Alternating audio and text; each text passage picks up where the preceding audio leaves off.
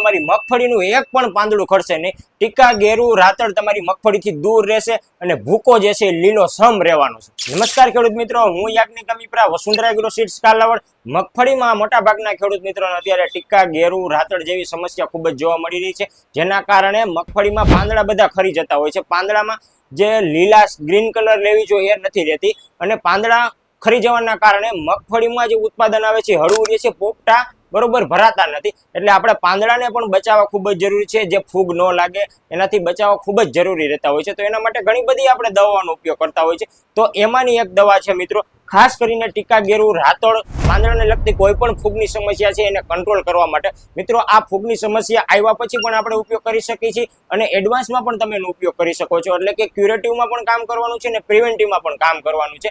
આ છે મિત્રો ફ્લોકેમ કંપનીનું નેટ્રિક, જેની અંદર ટેકનિકલની વાત કરીએ ને તો બે ટેકનિકલ છે, બંને સારી ટકાવારીમાં અને બંને ઉચ્ચ કક્ષાના ટેકનિકલ કહી શકાય।